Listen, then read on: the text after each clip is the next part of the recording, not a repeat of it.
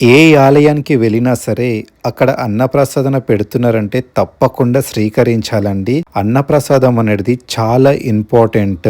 ఈ దేవాలయంలో మాత్రం కొన్ని వేల మంది విచ్చేస్తారండి. ముఖ్యంగా అమావాస్య రోజు మీరు ఇక్కడ చూస్తున్నారు కదండి, ఎంతమంది మహిళలైతే కొన్ని వేల మంది అయితే లైన్లో వేచి ఉన్నారు. ప్రతి ఒక్కరికి బారిగేట్స్ పెట్టేసి అరేంజ్ చేసి ఒక ఆర్డర్ లో పెట్టడం అంటే మామూలు మాట కాదండి. ఇదేదో గవర్నమెంట్ అమౌంట్ తోటి కానీ కాదండి. ఈ దేవాలయానికి వచ్చే అమౌంట్ లో వీళ్ళు ఇంకా కొంత అమౌంట్ యాడ్ చేసి అన్నప్రసాదం, అది కూడా గర్ల్స్ కి సపరేట్ లైన్, బాయ్స్ కి సపరేట్ లైన్ ఏర్పాటు చేయడం, డ్రింకింగ్ వాటర్ గానీ చేతులు కడుక్కోవడానికి కానీ ప్రతి ఒక్క ఫెసిలిటీ వీళ్ళ సొంత డబ్బులతోటి చేస్తున్నారు. గవర్నమెంట్ ఒక ఇనిషియేట్ తీసుకొని ఈ దేవాలయానికి ఇన్ని వేల మంది కాదండి, వందల మంది కాదు, వేల మంది కాదు, కొన్ని లక్షల మంది విశేషంగా వస్తారు. కొన్ని ఫెసిలిటీస్ అనేది ఈ దేవాలయానికి అందించాలని చెప్పేసి కోరుతున్నాను.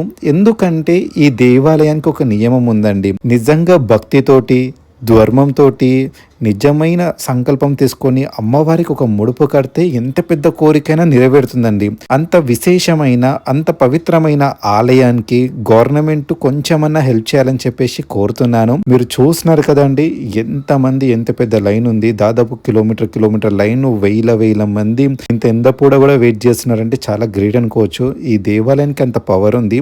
గవర్నమెంట్ ఇనిషియేటివ్ తీసుకొని హెల్ప్ చేయాలని కోరుతున్నాను. जोर से बोलो जय माता दी। ओम श्री मात्रे नमः।